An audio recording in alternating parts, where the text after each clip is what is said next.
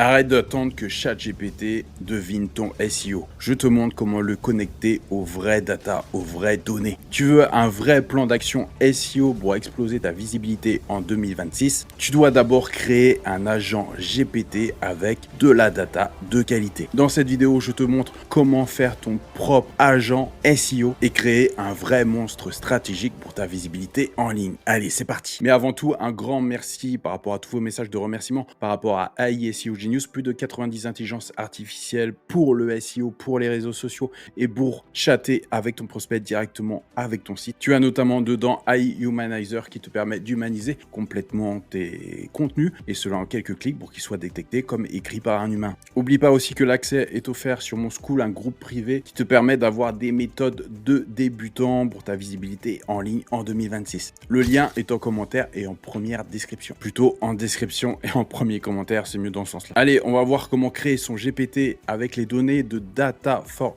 SEO. Donc, il te faut un compte ChatGPT+ pour créer un GPT personnalisé, un compte Data for SEO avec identifiant API. Donc, tu vois qu'on a ici, par exemple. Donc, ce qu'il faut savoir, c'est que Data for SEO, qui est ici, te donne énormément de données qui sont typiques au SEO. Et c'est des données qui sont très précises et dont les plupart des SaaS se réfèrent tout simplement aux données de Data for SEO. Donc, c'est comme si tu créais ton propre SaaS. Si tu vois que sur ChatGPT, on a exploré les GPT qui sont ici, mais on a aussi créé des GPT. Donc, on va faire créer. Hop, on se retrouve ici. Donc, on va configurer. Non, on va mettre assistant SEO. Les instructions. Alors, j'ai tout mis ici. Donc, tu es un assistant SEO qui utilise les API Data for SEO pour faire des recherches de mots-clés, analyser la SERP et trouver des opportunités long competition golden keywords. On va rajouter une petite description pour exploser ta visibilité en ligne. On va mettre une petite majuscule, ça sera mieux. Voilà. Et tu vois que là, en bas, on a créé une nouvelle action. C'est exactement ce qu'on va faire. Avant ça, il faut que tu sois sûr d'avoir la clé d'API et ton mot de passe. Tu peux faire envoyer par email pour recevoir par email. Moi, je vais pas te le montrer parce qu'effectivement, sinon, tu as ma clé. Mais tu as compris le principe. Ensuite, ce qu'on a là, il nous faut une donnée supplémentaire. Et on va la chercher sur GitHub, Data for SEO, open-ai-action. Et ce qu'il nous faut, c'est le Researcher Toolkit qui est ici. Tu cliques dessus. Donc, tu n'as plus qu'à cliquer ici pour copier le fichier brut. Tu le colles dans Schéma. Ensuite, tu vas venir chercher ici la petite roue. Tu vas faire clé d'API. Là, tu vas copier ta clé qui t'a été envoyée directement quand tu as fait send by email. Hop. Tu laisses ici en basique et tu fais enregistrer. Hop.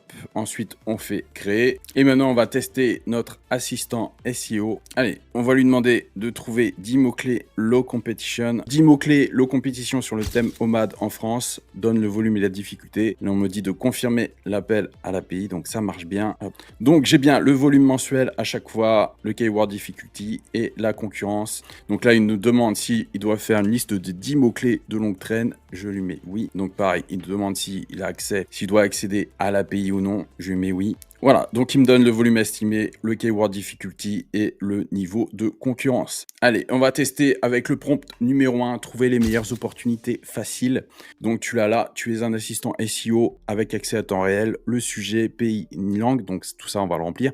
Utilise les endpoints de recherche de mots-clés, filtre uniquement les mots-clés avec difficulty inférieur à 25, volume mensuel supérieur à 200 et classe les 20 meilleures opportunités par score d'opportunité SEO. Donc maintenant qu'on a vu que notre assistant marchait, donc sujet OMAD, pour ceux qui ne savent pas ce que c'est One Meal a Day, donc c'est une méthode pour mincir, pays France, langue, on va mettre FR, hop, et on y va. Donc là, pareil, il va me demander logiquement d'accéder à l'API, donc on fait confirmer. Donc là, il me donne vraiment des mots-clés sur une thématique bien précise, parce qu'OMAD, c'est quand même une méthode bien précise. Et tu vois qu'il me met quand même des recherches de mots-clés qui, voilà, très très faible concurrence, poids d'un blanc d'œuf, recette pain perdu baguette, pain perdu, recette facile, etc. Allez, on va tester maintenant un deuxième prompt, générer un plan éditorial complet, donc utilise Data for SEO pour récupérer les mots-clés autour de ce sujet. Donc, je vais mettre la niche et le sujet, pays, France, etc. Identifie 5 grands thèmes piliers à partir des mots-clés trouvés. Pour chaque pilier, sélectionne 5 à 10 mots-clés, volume supérieur à 150 et difficulté raisonnable, pas extrême. Transforme ça en plan éditorial de blog sur 3 mois, aligne une article et assure-toi que les titres soient clairs sans être putaclic. Est-ce que putaclic, c'est rentré dans le dictionnaire? Je sais pas. Allez, j'ai bien rempli tout ce qu'il y a à remplir. Donc, prompt numéro 2 sur tout ce qui est ligne ligne éditoriale, calendrier. Voilà, les 5 piliers thématiques, je les ai. Donc on a découverte et principes avec les titres des articles qui sont ici. Perte de poids et santé, organisation et alimentation. Et à chaque fois, je sais par quel ordre de priorité les traiter, parce que là, j'ai une priorité haute. Quoi manger pour un repas complet et équilibré, par exemple.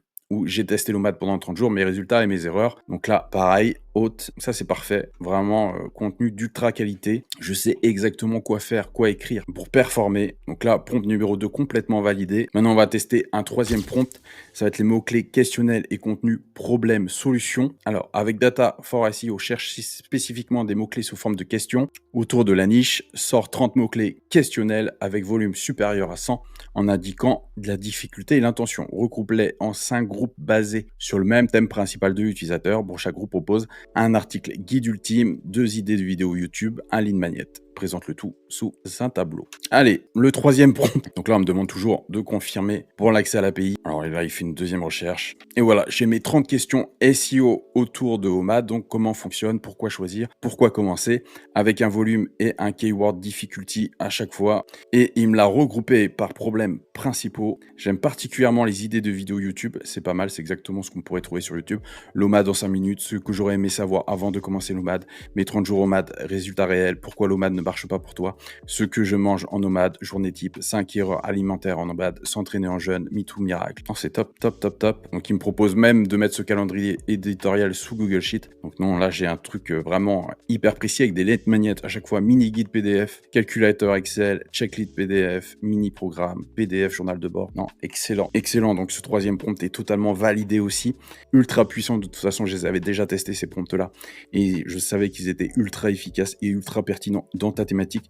Tu vois, là, je sais exactement quoi faire, c'est-à-dire quel article faire, quelle vidéo YouTube faire et quelle ligne magnet proposer. Et tu vois que c'est assez simple de lier GPT à des données ultra précises et donc comme ça d'avoir un outil ultra puissant, donc plus besoin de SEMrush, Ahref, etc. Et tu vois que ça m'a coûté que dalle, puisque ça m'a coûté 14 centimes en dollars, donc dollar est plus fort que l'euro, donc ça va être, allez, 0,7 centimes, 0,07 centimes plutôt.